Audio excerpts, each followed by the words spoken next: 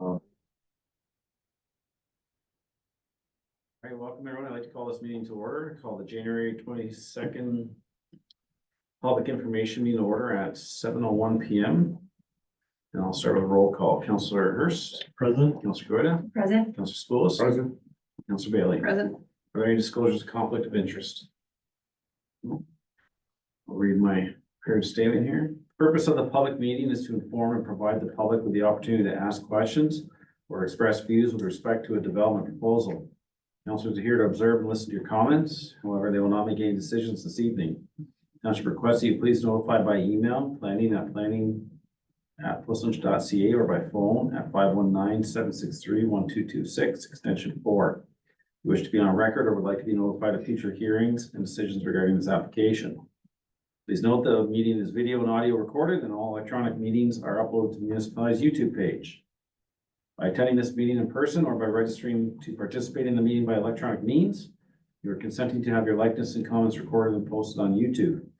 Please note, in accordance with amendments to the Planning Act through Bill 185, following parties may appeal this application to the Ontario Land Tribunal for a hearing. A, the applicant, a specific person, a public body, the registered owner of the property to which the bylaw would apply, and the ministry. Please note that if a specified person or public body does not make oral submissions at a public meeting or written submissions to the Township of Plislinch before the decision is made, specified person or public body is not entitled to appeal the decision of the Township of Plislinch to the Ontario Land Tribunal. In addition, if a specified person or public body does not make an oral submission at a public meeting or make written comments to the Township of Plislinch before the decision is made, person or public body may not be added as a party to the hearing of an appeal before the Ontario Land Tribunal unless, in the opinion of the board, there are reasonable grounds to do so. You may wish to talk to Township staff regarding further information on the appeal process. Format of this public meeting is as follows. Applicant or agent will present purpose and details of the application and any further relevant information. Following this, the public can obtain clarification, ask questions, and express their views on the proposal. Members of the public are permitted 10 minutes each to ask questions and express their views. This time limit is supposed to provide each member of the public an opportunity to speak. Council will then have an opportunity to ask any clarification questions. The applicant and the township's planning consultant will attempt to answer questions or respond to concerns this evening. If this is not possible, the applicant and our staff will follow up and obtain this information. Responses will be provided when this matter is brought forward and evaluated by council at a later date. This public meeting involves an application by Marion John Brunsveld, zoning bylaw application D14 VRU Brunsveld, Marion John Part Lot 15, Concession 1, Township of Plislinch, as in RO 704806, Township of Plislinch, County of Wellington, known as 4120 Wellington Road 35, Township of Plislinch. Purpose and effect of the proposed zoning bylaw amendment is to amend the Township of Plislinch new comprehensive zoning bylaw 23-2018 to change a portion of the zoning from agricultural zone A to site-specific agricultural A XX to prohibit a residential dwelling. The application is required to fulfill conditions of consent application B7-24. Will the owner or applicant or agent make their presentation, please?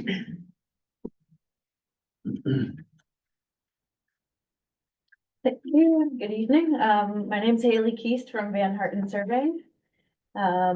So as you mentioned, the surplus farm severance was approved on the property, and that severed a 1.3 hectare parcel with the existing dwelling and accessory buildings. The retained parcel is over 47 hectares, and that'll continue to be used for agricultural purposes. There's also an existing equipment shop on the retained parcel that will remain, but it's strictly used for farm purposes and not livestock. And that shop is actually being renovated right now to meet the fire code calculations, I guess. That was another condition from the building department. So the zone change is strictly to prohibit a dwelling on the retained parcel, which is standard for the surplus farm severances. We're also requesting that livestock be prohibited within the existing building, and that if a new livestock building is proposed, that MDS 2 be met. And the rest of the zoning is met in terms of area, frontage, and setbacks for both the severed and the retained. The severed parcel contains a dwelling, and there's also an existing barn and attached silo. Those buildings are gonna be removed in the springtime, and that's to meet the MDS requirement for the severance. There was a drive shed on the severed parcel as well, but that's recently been removed. And there is a small little silo to the rear, and that's gonna remain, and just used for storage for the dwelling. Again, the rest of the zoning requirements are met. And yeah, we've worked with the township and county to ensure we've included everything, and there haven't been any concerns or comments from the various departments, so if there's any questions, I'd be happy to answer. All right, thank you. So I'll turn it over to Jesse.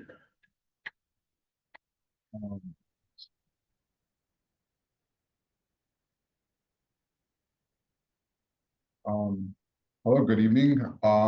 Could my PowerPoint please be shared, or I guess PDF PowerPoint? Yeah.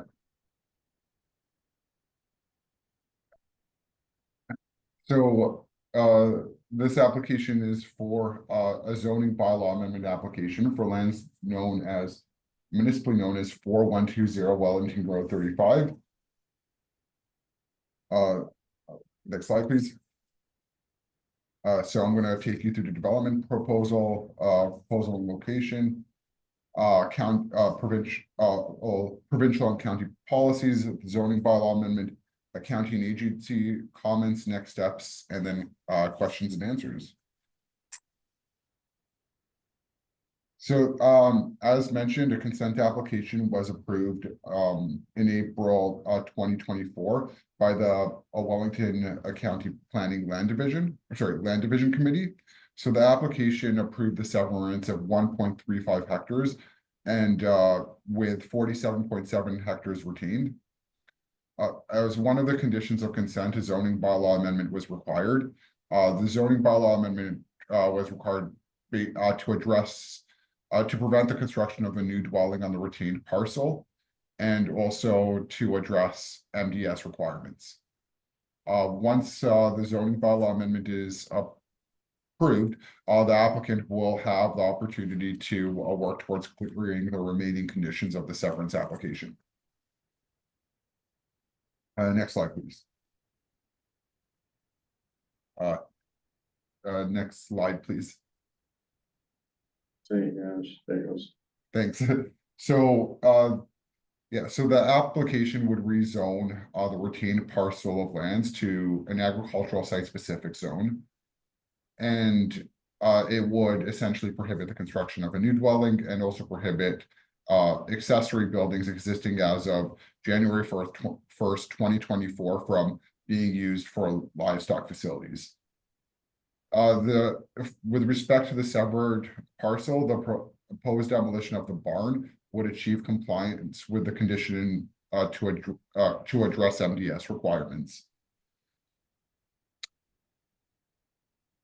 Next slide, please. So this is a map of the subject of the lands. The severed parcel is shown over to the left, with the retained parcel surrounding. And next slide, please. I want to point out that the severed parcel is outside of any natural hazard features. There are natural heritage and natural hazard features. There are various natural heritage features, such as provincially significant Mill Creek Puslinch wetland complex, life science regional significant wetlands, and floodplains and regulated water course, but the subject lands are well outside of that. Can we go to the next slide, please? So with respect to provincial and county policies, in the provincial planning statement, the subject lands are designated as a rural area and are also prime agricultural lands. Within the county official plan, the subject lands are prime agricultural, secondary agricultural, core greenlands and greenlands. And as per the Pushland zoning bylaw, the lands are zoned agricultural, natural environment, environmental protection overlay. So the above designations aim to protect agricultural lands and natural heritage features. Next slide, please. So I just, so I went over and here are essentially the designations that apply to the lands. So you could see the core greenlands, prime agricultural, and there is a small portion that is designated secondary agricultural, but it's predominantly prime agricultural lands. And here is the zoning with respect to the lands. The property is zoned agricultural, and there is natural environment with an environmental protection overlay on portions of the property. Can we go to the next slide, please? So the application for zoning, so I've already indicated the specific nature of the application. And the retained parcel would be zoned to agricultural site specific.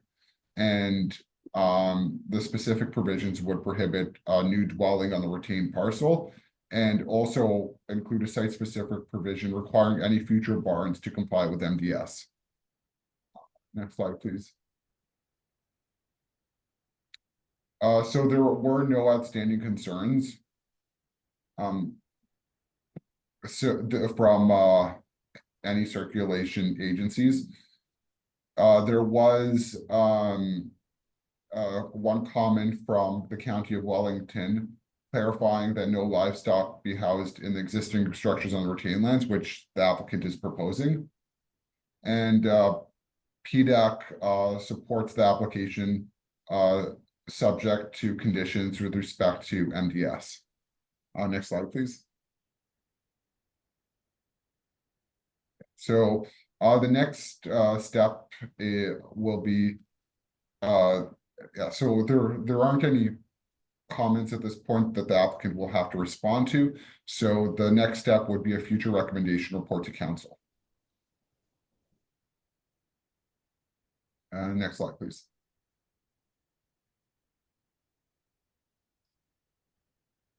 Excellent. Thank you, Jesse. Thank you. Nobody here first. Is there anybody online? No. Nobody online? We just have our fire chief. Okay. Council, any questions or comments? No. Sorry. Go ahead. I do just have a question, maybe just for Jesse, but when you take away all the natural heritage features and everything, how much land is actually left to be farmed?